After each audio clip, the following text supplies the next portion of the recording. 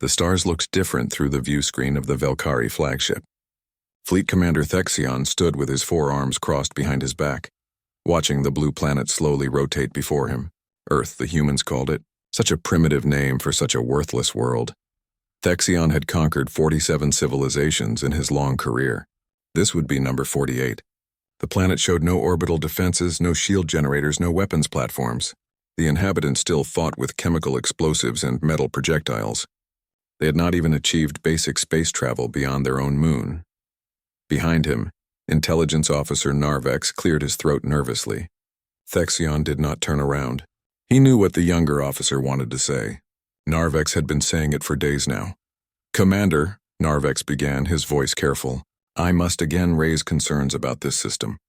The old archives mention this sector. Ancient warnings from civilizations that no longer exist. Superstition?" Thexion replied without turning. "Dead empires leave dead warnings. We are very much alive. But Commander, 3 advanced species vanished near this system. The Thalarex Empire sent a fleet here 3,000 years ago. They never returned." The next car. "Enough!" Thexion finally turned to face his intelligence officer. His red eyes narrowed. "Do you see any great empire down there? I see primitives who barely understand their own sun. If powerful civilizations died here, it was because they were weak. The Velkari Empire is not weak." Narvex bowed his head in submission. He returned to his station, but his hands trembled slightly as he worked. He had studied the old records carefully. Ships that entered this system simply disappeared.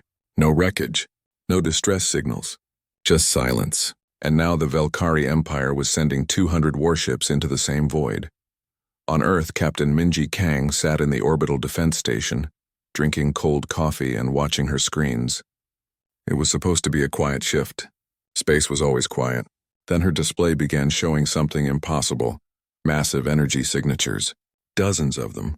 Coming from the direction of Jupiter. Ships. Huge ships. Far bigger than anything humanity had ever built. And there were so many of them. Her coffee cup fell from her hand, floating away in the zero gravity. "Command," she said into her communicator, trying to keep her voice steady. "We have contact. Multiple contacts. Unknown vessels entering the solar system." Within minutes, every military base on Earth went to full alert. World leaders were woken in the middle of the night. Scientists checked and rechecked their instruments, hoping for equipment failure. But the readings stayed the same. 200 alien warships had just arrived at humanity's doorstep. The broadcast came 6 hours later. It appeared on every television, every computer screen, every phone on the planet. The translation was perfect, as if the aliens had studied every human language. Thexion's face filled the screens. His features were insectoid with multiple eyes and mandibles. When he spoke, his voice was cold and mechanical. "Inhabitants of Earth, I am Fleet Commander Thexion of the Velkari Empire. Your world has been selected for integration into our empire. You have 24 hours to surrender. Transmit your acceptance on all frequencies. If you resist, you will be eliminated. Your weapons cannot harm us. Your defenses do not exist. Surrender, and you will be allowed to live as servants. Resist, and you will die as examples." The broadcast ended. Across Earth, billions of people stared at their screens in shock and terror. Some cried. Some prayed. Some refused to believe it was real. In government buildings, arguments erupted. Some leaders demanded immediate surrender. Others wanted to fight, no matter the cost. Deep beneath the Rocky Mountains, in a facility that officially did not exist, General Hyunwoo Lee stood in a massive underground hangar. He had spent 30 years preparing for this day, hoping it would never come. Now it had arrived, and he felt strangely calm. "Bring in Dr. Park," he ordered. Dr. Daehyun Park arrived 20 minutes later, escorted by armed guards. He was a thin man with wild hair and tired eyes. He had been working for 3 days straight when the summons came. Now he stood in the hangar, staring at the objects before him. They looked like wreckage, twisted metal and strange crystals arranged on examination tables. Technology that should not exist on Earth. Dr. Park had been studying these objects for 5 years, ever since the government recruited him from his university position. "Doctor," General Lee said quietly, "it's time. Can you make them work?" Dr. Park walked slowly between the tables, his hands shaking. "General, these weapons, we barely understand them. The technology is alien, literally. We've been trying to reverse engineer them for decades." "I didn't ask if you understand them. The general replied, "I asked if you can make them work." The scientist stopped at the largest device, a sphere covered in symbols that hurt to look at directly. Maybe. The quantum disruptor might function. The kinetic accelerators need more testing. The gravitational manipulator could tear a hole in space if we make one mistake. How long do you need? Years, maybe decades. You have 12 hours. Dr. Park stared at the general. Then he looked back at the alien technology. Then he started laughing. A slightly hysterical sound that echoed through the vast hangar. 12 hours, he repeated, to save the world. He rolled up his sleeves. Get me every physicist, engineer, and technician in this facility. And coffee. Lots of coffee. As Dr. Park assembled his team, the deadline approached. Captain Kang watched from orbit as the Velkari fleet moved closer to Earth. Their ships were beautiful in a terrible way, all sharp angles and glowing energy fields. She counted them again. 200. Earth had maybe 50 military spacecraft, and none of them were built for combat. The 24 hours expired. Earth's response was delivered by General Lee himself, broadcast to the Velkari fleet and to every human on the planet. Commander Thexion, humanity rejects your surrender demand. We will not become your servants. We will not abandon our freedom. If you want Earth, you will have to take it. And we promise you this, it will cost you everything. On the Velkari flagship, Thexion listened to the response. For a moment, he felt something he rarely experienced. Surprise. Then he started laughing. A harsh clicking sound. Brave words from primitives, he said to his crew. Show them what bravery costs. Target their military installations in major cities. Prepare for orbital bombardment. No mercy. The Velkari fleet moved into attack position. Weapon systems charged with energy that could glass entire continents. Target locks engaged on hundreds of locations across Earth. In the command centers, humans watched their final moments approach. Then something impossible happened. Thexion's shields flickered. Warning alarms blared across his bridge. System failures cascaded through his flagship's network. Screens went dark. Backup systems failed to engage. In seconds, the most powerful warship in the Velkari fleet became helpless. What is happening? Thexion roared at his crew. Report! But his crew had no answers. They stared at their dead instruments in confusion and growing fear. Their invincible shields had simply stopped working, and they had no idea why. Deep below the Rocky Mountains, Dr. Park watched his improvised quantum disruptor fire successfully for the first time. His hands were still shaking, but now from excitement rather than fear. Target hit, a technician reported. The flagship's shields are down. General Lee allowed himself a small smile. Doctor, you just bought humanity its first few minutes of survival. Now let's see if we can buy a few more. Across Earth, hidden facilities came online. Installations disguised as research centers and communication towers suddenly revealed their true purpose. Weapons that should not exist began targeting the Velkari fleet, and in orbit, Captain Kang transmitted coordinates to every defensive position on the planet. The trap had been set long ago by beings unknown. Now it was about to spring closed. And the Velkari Empire, despite all their power and experience, had walked right into it. The Velkari flagship drifted helplessly in space. Its powerful shields collapsed into nothing. Inside the command center, chaos erupted. Officers shouted reports while warning lights flashed red across every surface. Thexion gripped his command chair, his forearms trembling with rage. This is impossible, he hissed. Our shields are the most advanced in the galaxy. No primitive species can disable them. Narvex worked frantically at his console, analyzing the attack. Commander, the weapon signature. It doesn't match anything in our database. Whatever hit us, it's not conventional technology. Then find out what it is, Thexion roared. And restore our shields immediately. But before his engineers could respond, more attacks came. From Earth's surface, from the moon, from Mars, hidden installations fired simultaneously. Bright streaks of light shot upward into space, moving impossibly fast. Captain Minji Kang watched from her orbital station as the weapons activated. She had no idea these facilities existed. Nobody did, except for a few people at the highest levels of government. Now she understood why Earth had not immediately surrendered. The kinetic projectiles struck 3 Velkari cruisers at nearly the speed of light. The impacts released energy equivalent to nuclear weapons. The alien ships split apart, their advanced armor meaningless against such incredible force. Explosions lit up the darkness of space. Multiple contacts destroyed, Kang reported to command. Her voice was steady despite her racing heart. The weapons are working.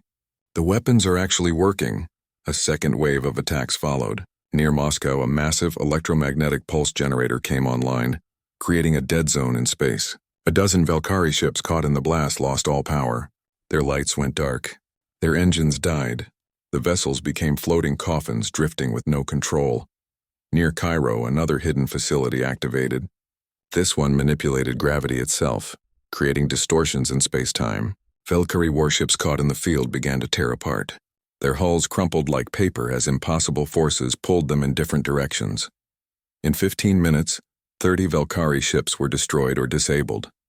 Thaxion watched in disbelief as his fleet suffered losses they had never experienced before. These were not primitives fighting with crude weapons. This was advanced warfare, coordinated and deadly. All ships scatter, he commanded. Move beyond the range of their weapons. Regroup at Jupiter orbit. The Valkyrie fleet broke formation and retreated. But as they fled toward the outer solar system, more surprises waited. Hidden installations on asteroids activated.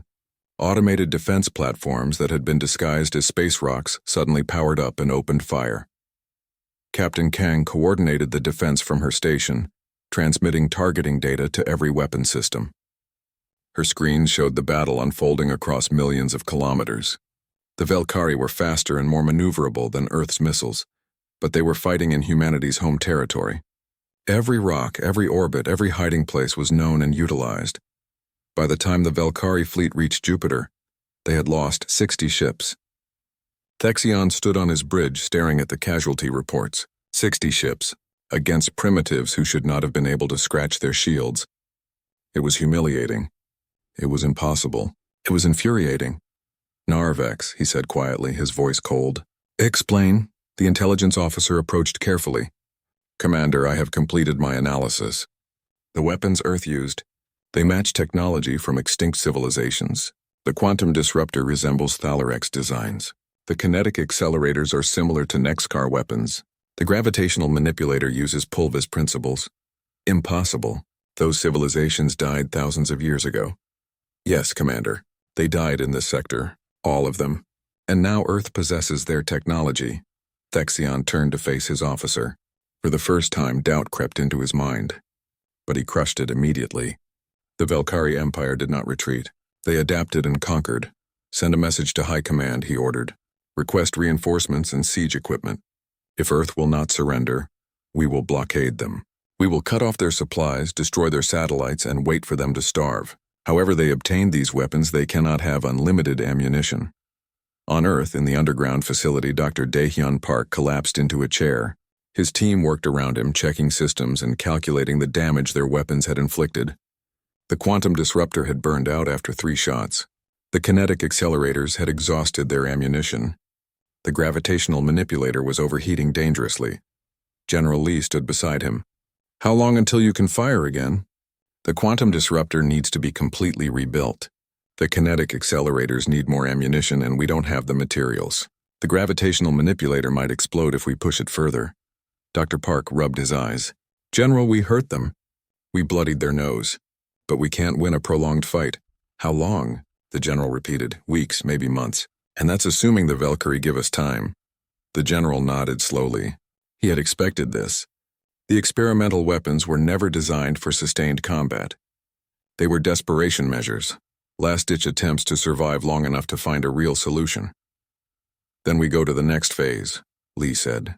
Show me the final weapon. Dr. Park led him deeper into the facility, through corridors that descended far below the mountain. They passed through 7 security checkpoints before reaching a massive vault door. The scientist entered a code that only 3 people on Earth knew. The vault opened. Inside was a device unlike anything else in the facility. It was a perfect sphere, 3 meters in diameter, covered in symbols that seemed to shift and change when viewed directly. Strange energy rippled across its surface. The null space generator, Dr. Park said quietly. We found it in an archaeological site in Antarctica. It predates human civilization by millions of years. We've been studying it for 20 years and barely understand how it works. What does it do? It creates pockets of non-existence. Anything caught inside simply ceases to be. Not destroyed. Not disintegrated. It just stops existing. The scientist's voice was shaky. General, this weapon could destroy the Velkari fleet. It could also destroy Earth. The calculations show a 30% chance of catastrophic failure. 30%. Lee repeated. What are the odds if we do nothing? 100%. The Velkari will eventually overwhelm us. Then we have no choice. How long to activate it? 3 weeks of preparation. It needs to be moved to a launch facility. It requires the entire power output of Earth's electrical grid to activate. And once we fire it, we get one shot. Just one. General Lee stared at the sphere for a long moment. This was humanity's last card to play, a weapon they barely understood, created by unknown beings for unknown purposes. It might save them. It might doom them. But doing nothing would definitely doom them. Begin preparations, he ordered, and pray we don't have to use it. In orbit, Captain Kang received new sensor data from deep space probes. More ships were coming. Hundreds of them. The Velkari reinforcements were on their way. Her hands clenched into fists as she read the numbers. 500 additional warships. Arrival time, 3 weeks. She transmitted the information to command and waited for orders. Around her, the orbital station continued its slow rotation. Earth looked peaceful from up here, blue and green and beautiful. She wondered if it would still look that way in 3 weeks. The first battle was over. Earth had survived, but barely. 60 Velkari ships destroyed against 140 remaining, with 500 more coming. The mathematics were brutal and unforgiving, but mathematics did not account for desperation. They did not measure courage or determination, and they certainly did not predict what would happen when humanity used weapons they did not fully understand. Dr. Park returned to his laboratory, already planning how to move the null space generator. General Lee contacted world leaders, explaining the situation and the terrible choice they faced. Captain Kang watched the stars, counting the days until the reinforcements arrived. And at Jupiter orbit, Thexion rebuilt his fleet's formations and planned his revenge. He had underestimated Earth once. He would not make that mistake again. The primitives had revealed their secrets. Now he would show them why the Velkari Empire had conquered the galaxy. 3 weeks. That was all the time humanity had to prepare. 3 weeks to move an ancient weapon, power it up, and hope it worked as theorized. 3 weeks before the largest battle in human history would begin. The trap had wounded the Velkari Empire. But traps only work once, and the Empire was coming back with overwhelming force, determined to crush Earth regardless of the cost. The question was no longer whether humanity could surprise their enemies. The question was whether they could survive what came next. 3 weeks passed like 3 years. Earth worked frantically to prepare the null space weapon while the Velkari fleet maintained their blockade. No ships could leave Earth's orbit. No supplies could reach the lunar colonies. Humanity was isolated and running out of time. Dr. Daehyun Park had not slept more than 2 hours in any single night. His team transported the ancient sphere to a launch facility in Australia, far from major population centers. If the weapon failed catastrophically, at least it would kill fewer people. The device sat in a reinforced bunker, connected to power cables as thick as tree trunks. Every major power plant on Earth would feed energy into it simultaneously. Cities would go dark. Hospitals would run on backup generators, all for one desperate shot at survival. "Is it ready?" General Hyunwoo Lee asked, standing beside the scientist. Dr. Park nodded slowly. "As ready as we can make it. The calculations are complete. The power systems are tested. Everything checks out." He paused. "Except we still don't really know what will happen when we activate it. Will it destroy the Velkari fleet? Probably. Maybe.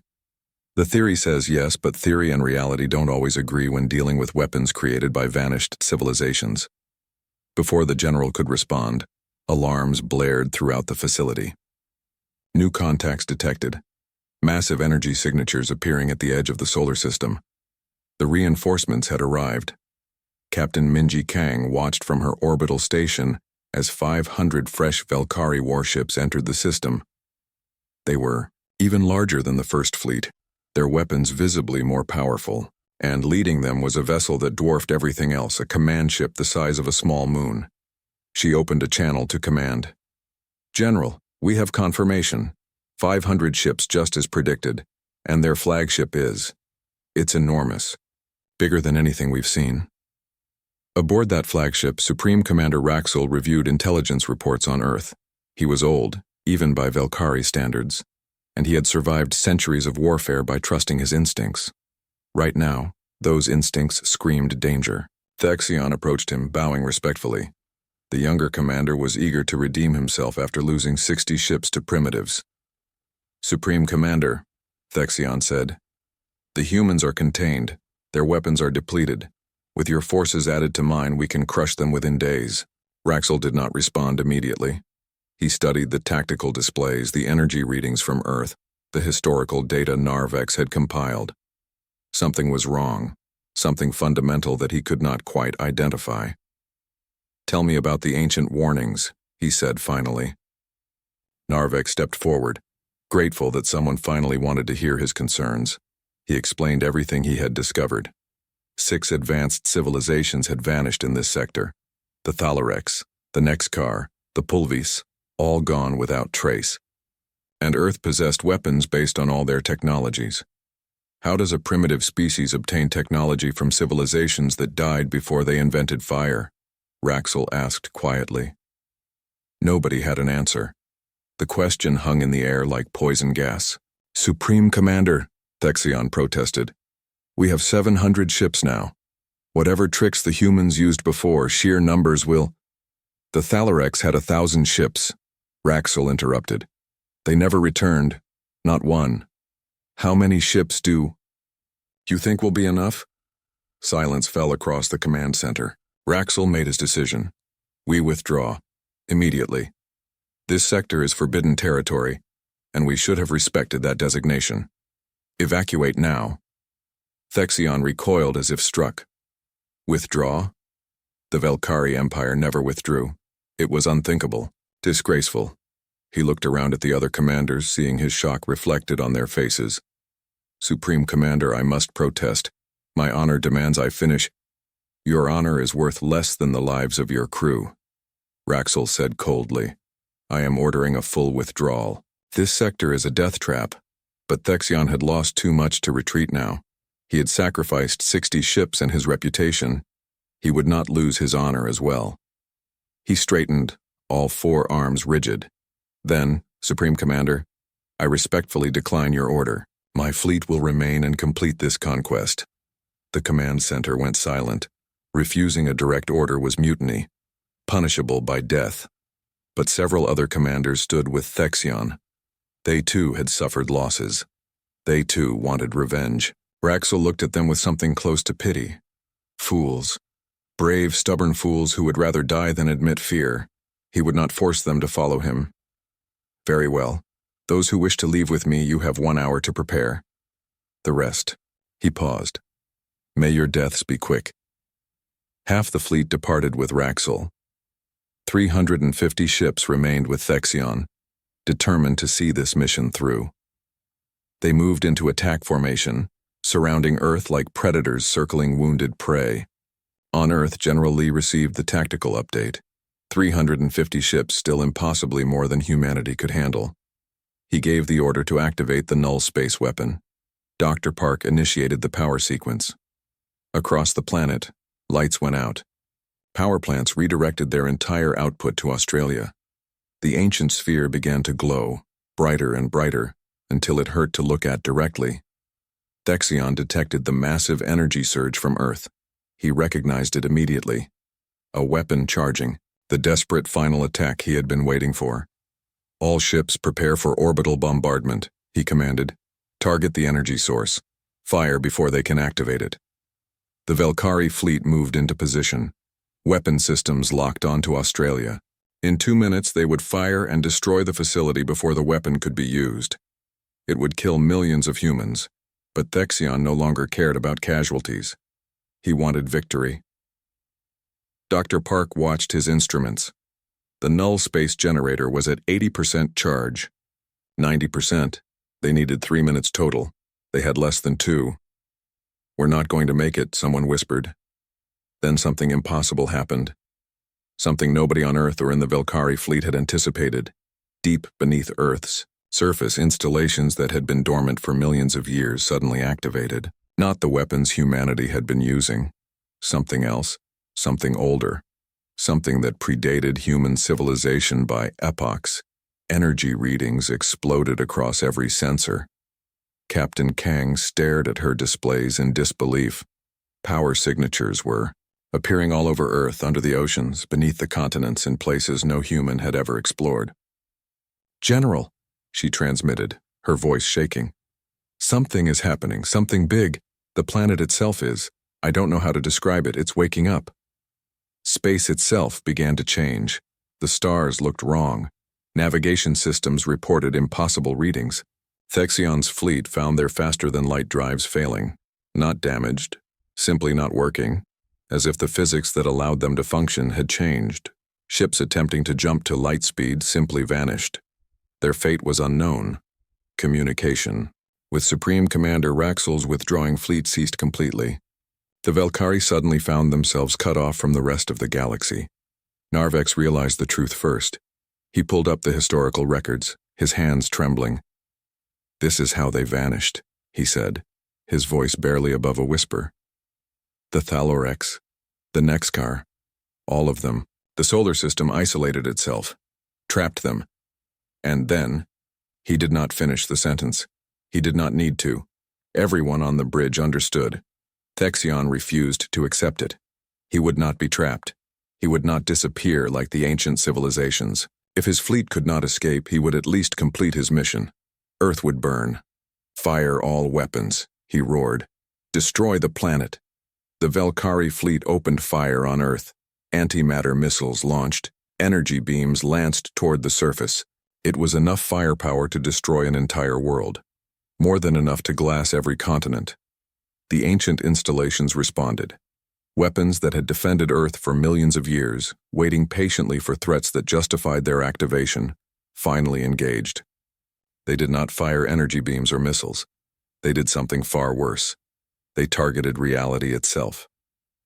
Velkari ships began disintegrating, not exploding, not burning, simply ceasing to exist. One moment they were there, the next moment there was only empty space. Their missiles vanished mid-flight. Their energy beams scattered into nothing. In 60 seconds, 100 ships were erased from existence. Thexion watched in horror as his fleet dissolved around him. This was not warfare. This was something beyond comprehension. Something that should not be possible. Dr. Park stood in the Australian facility, watching his instruments go haywire. The null space weapon had been overridden. Something else was using its power, channeling it in ways he did not understand. The ancient installations had taken control of every weapon system on Earth, every power source, everything. And they were hunting. The Velkari tried to flee, but there was nowhere to run. The solar system had become a prison, and in that prison, something ancient and terrible had awakened, defending its territory with weapons that made the Empire's technology look like stone tools. The trap had not been set by humanity. It had been set millions of years ago by beings whose names were forgotten. Earth was protected, and the Velkari Empire, despite all their warnings, despite all their power, had walked straight into it. The slaughter continued for 3 hours. 350 Velkari warships reduced to less than 50. The ancient weapons fired with perfect precision, targeting ships one by one. No wasted shots, no hesitation, just methodical elimination.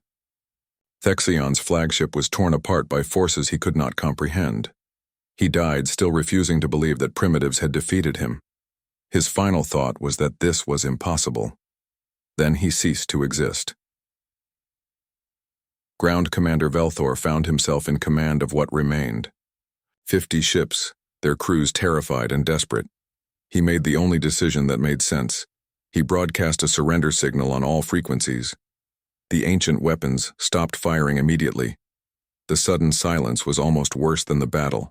Velthor waited, not knowing if humanity would accept his surrender or if the terrible weapons would simply erase his remaining ships. Captain Minji Kang received the surrender signal at her orbital station. She stared at it for a long moment, hardly believing what she was seeing. The mighty Velkari Empire, conquerors of hundreds of worlds, were surrendering to Earth. She opened a channel. "Velkari vessels, this is Captain Kang of Earth Defense. Your surrender is acknowledged. Power down your weapons and remain in current positions. Any hostile action will be met with immediate destruction. The Velkari ships complied. Their weapons went dark. They drifted in space, no longer threats, but prisoners of war. Nearly 200,000 alien soldiers, the survivors of the largest invasion fleet ever sent to Earth, were now at humanity's mercy. Intelligence Officer Narvek sat at his station aboard one of the surviving ships. He had been right about everything: the warnings, the ancient civilizations, the trap. But being right brought no satisfaction. His fleet was destroyed. His commander was dead. And they were trapped in a system that had claimed 6 advanced civilizations before them. A communication request came from Earth. Narvex accepted it, expecting threats or demands. Instead, he saw General Hyunwoo Lee's face on his screen. "Officer Narvex," the general said, "we intercepted your earlier reports to your commander. Your warnings about this sector. You tried to prevent this." "Yes," Narvex replied quietly. "For all the good it did. We need to talk. You have information about the Velkari Empire. We need to understand what we're dealing with. In return, I can offer you something: protection, food, shelter for your people, and answers." "Answers? About what just happened, about Earth, about the ancient installations. We don't understand it either," Narvex agreed. He was brought to Earth under guard, taken to the underground facility where Dr. Daehyun Park waited. The scientist looked exhausted, dark circles under his eyes.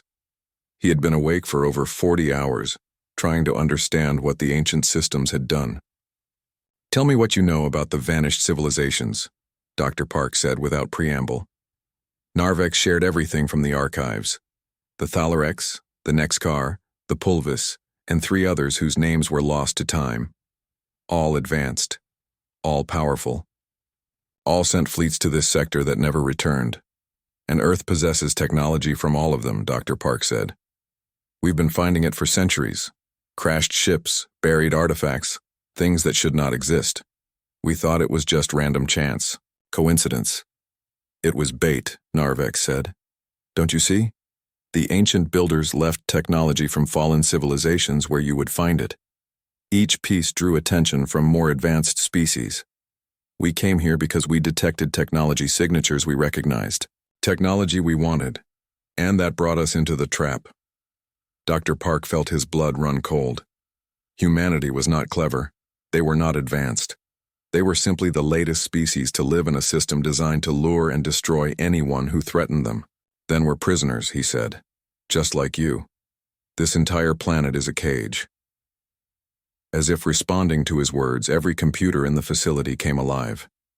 Text appeared on screens, in every language. A message from the ancient systems. The message was simple. Earth was a preserve, a protected zone established by a civilization that no longer existed. They had created automated systems to defend developing species from external threats. Any advanced civilization approaching the preserve would trigger defense protocols. The ancient builders had seeded Earth with technology from species they failed to save. Each piece was bait, drawing curious civilizations into the trap. And when enough threats accumulated, the preserve activated completely, isolating the system and eliminating the invaders. But the message included something else, a condition. Humanity could stay within the preserve indefinitely, protected but isolated, or they could leave once they reached a certain level of development. The choice was theirs. General Lee read the message several times. Protected but trapped, or free but vulnerable. It was not much of a choice, but it was more than most species received. "How long until we can leave?" he asked. The response appeared immediately. 1 Earth year. The dimensional barrier would remain active for 12 months. During that time, humanity must decide their future. Stay protected, or venture into a galaxy full of empires like the Velkari. Captain Kang joined them in the facility, having left her orbital station under someone else's command. She looked at the message, then at the gathered officers. "We have to leave," she said firmly. Staying in a cage, even a comfortable one, is not living, it's just existing. The galaxy is dangerous, Dr. Park countered. The Velkari Empire spans thousands of worlds. We barely survived this encounter, and only because ancient weapons did the fighting for us. Then we learn, Kang replied. We have 12 months and nearly 200,000 Velkari prisoners who know their empire's weaknesses. We have ancient technology to study. We have allies. Allies? General Lee asked. Narvek spoke up. His voice was quiet but certain. Many conquered species in the Velkari Empire would rise up if they knew resistance was possible. The Empire maintained control through fear. Break that fear and everything changes. You want us to start a galactic war, Doctor, Park said. The war already exists, Narvex replied. The Velkari have been waging it for millennia. We just helped you survive one battle. But there are hundreds of species who have been fighting alone, in secret, waiting for hope. You could be that hope. General Lee considered this. 12 months to prepare. 12 months to learn ancient technology and train with weapons they barely understood. 12 months to transform Earth from a protected world into a force that could help others. It was insane. It was impossible. It was exactly what humanity had always done when faced with impossible odds. Start making a list, he ordered. Every species the Velkari conquered. Every resistance group. Every potential ally. When the barrier falls, we're going to need friends. Dr. Park returned to his laboratory, this time with Velkari scientists working alongside him. They shared knowledge freely, united by curiosity and the desire to understand the ancient installations. Progress came quickly when enemies became partners. Captain Kang began training programs, combining human tactics with Velkari technology. Former enemies worked side by side, preparing for a future where they would fight together against the empire that had oppressed them both. Across Earth, shipyards appeared in lunar orbit. Mars received its first permanent colonies. The asteroid belt transformed into an industrial complex. Humanity expanded within the preserve's boundaries, building the infrastructure they would need when they finally left. Outside the barrier, Supreme Commander Raxel reported to the Velkari High Command. He explained the loss of 300 ships and the disappearance of Thexion's forces. The dimensional barrier prevented any contact or rescue. The High Command demanded retribution. They ordered a second invasion fleet, 5,000 ships, the largest armada in Velkari history. When the barrier fell, they would overwhelm whatever defenses existed. Raxel tried to warn them. Earth was not a normal world. The sector was forbidden for good reason. But wounded pride demanded action. The Empire would not accept defeat from primitives. 12 months. That was all the time humanity had. 12 months to prepare for a war that would decide not just Earth's fate, but the future of every species suffering under Velkari rule. The ancient systems had protected them once. But the message was clear. Next time, humanity would have to protect themselves. The trap had saved them. Now they had to become something more than bait. They had to become guardians, not just of Earth, but of every species that dreamed of freedom. The Preserve had given them time and weapons. What they did with those gifts would shape the galaxy for generations to come. General Lee stood in the command center watching countdown timers. 365 days until the barrier fell. 365 days to transform from victims into heroes, from protected to protectors. The Velkari had warned Earth was a trap. They were right, but they never understood that traps can be more than just weapons. They can be opportunities, chances for change, catalysts for revolution. The Empire walked in blind, and when they returned, they would find that the prey had learned to hunt. The year passed faster than anyone expected. Earth transformed from a fragmented world into a unified civilization. The threat from space had accomplished what centuries of diplomacy could not. Humanity stood together. Dr. Daehyun Park led the technological revolution. Working with Velkari scientists, he unlocked secrets of the ancient installations. Not everything, but enough. Enough to build ships that could defend themselves. Enough to create weapons that worked without the ancient systems controlling them. 50 warships were constructed in lunar orbit, each incorporating both human and alien technology. They were smaller than Velkari vessels but faster and more adaptable. Captain Minji Kang commanded the lead ship, promoted to admiral after her performance during the invasion. The Velkari prisoners were not prisoners anymore.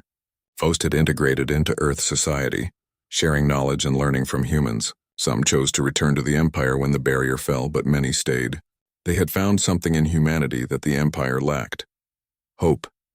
Intelligence Officer Narvex became humanity's guide to the galaxy. He compiled lists of conquered species, resistance movements, and potential allies. His network of contacts, built over decades of service, proved invaluable. When Earth finally reached out, they would know exactly who to contact.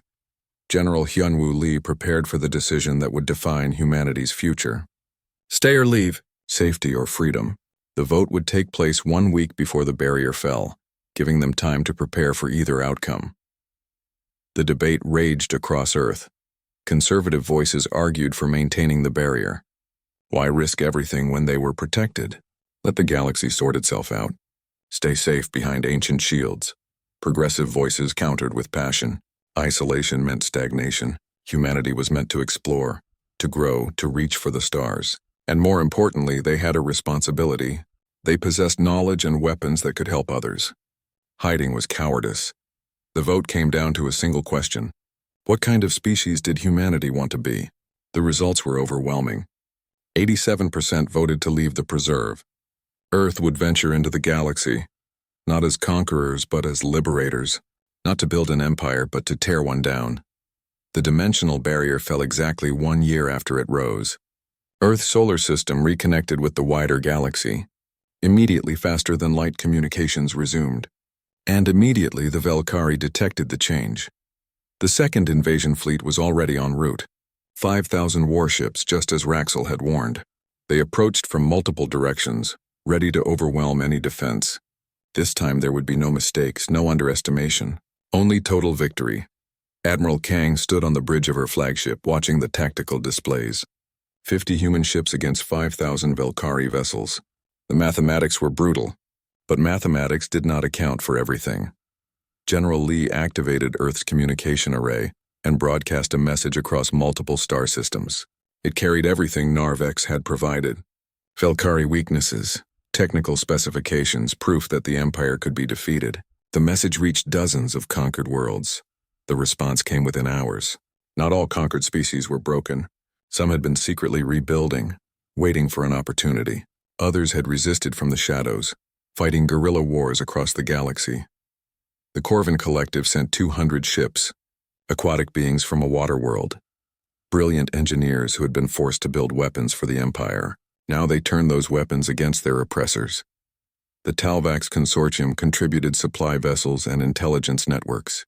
They were traders, pacifists by nature, but they had connections everywhere. They knew things the Empire thought were secret.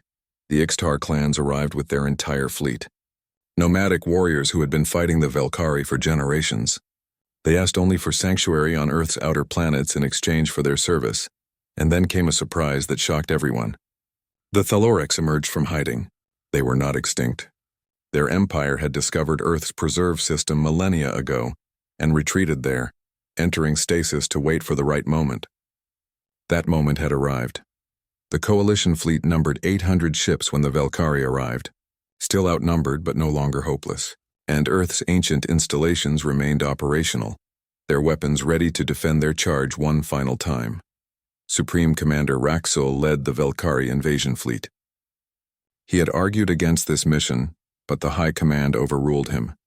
Now he stared at his tactical displays in disbelief. 800 ships from a dozen species occupied defensive positions throughout Earth's solar system. This was not a conquest. This was a war. He opened a communication channel to Earth. Admiral Kang's face appeared on his screen. Human, young, but with eyes that had seen combat. Raxel respected that. "Admiral," he said formally, "I offer terms. Withdraw your coalition, and the Empire will leave this sector permanently. We will respect your boundaries. Continue this resistance and 5,000 ships will reduce every world in your alliance to ash." Admiral Kang smiled. It was not a friendly smile. "Commander, Earth was a trap. Your empire walked in blind once already. Now you're doing it again. This sector is forbidden territory. You should have listened to the warnings. The battle began. The coalition forces fought with desperate courage. Corvin ships targeted Velkari engines, disabling vessels for capture rather than destruction. Talvax traders deployed mines throughout the combat zone. Ixtar warriors boarded enemy ships fighting in the corridors. The Velkari Empire had not conquered the galaxy through weakness. They adapted quickly, deploying countermeasures and overwhelming firepower. 300 coalition ships were destroyed in the first 2 hours. The mathematics remained brutal. Then the ancient installations activated for the final time. Weapons platforms hidden throughout the solar system came online. But this time they did not fight alone. Humanity had learned to work with them, to coordinate their ancient power with modern tactics. The ancient weapons targeted command ships, logistics vessels, carriers. Not all 5,000 ships, just the infrastructure holding the fleet together. Within an hour, the Velkari Armada lost coordination. Ships fought independently, unable to communicate or receive orders. Raxel recognized defeat. He had survived centuries of warfare by knowing when to retreat. He ordered his forces to withdraw, but the coalition did not allow easy escape. Former Velkari ships, crewed by defectors like Narvex, cut off retreat routes. The battle lasted 18 hours. 3,000 Velkari ships were destroyed, disabled, or captured. 2,000 escaped with Raxel. The Velkari Empire suffered its first major defeat in recorded history. Raxel returned to the Empire's capital in disgrace. The High Command demanded answers. He gave them honestly. Earth cannot be conquered. The sector cannot be claimed. Any attempt would face united resistance from species thought extinct or subjugated. More troubling, other preserved systems were activating across the galaxy. Dozens of protected worlds, each guarding developing civilizations, each defended by ancient weapons. The Empire could fight one, maybe two, but not all of them. For the first time in 1,000 years, the Velkari High Command agreed to negotiations. They were not invincible. The galaxy was more dangerous than their reign suggested. Pride had cost them dearly. Earth became the center of a growing coalition. Species emerged from hiding or broke free from oppression. The Thalarex shared accumulated knowledge. The Corvin established trade routes. The Ixtar patrolled borders. Humanity provided the diplomatic framework holding everything together. 5 years later, Earth dispatched its first deep space exploration fleet. 20 ships crewed by multiple species ventured into uncharted regions. They carried a message to any civilizations they encountered. The galaxy is vast.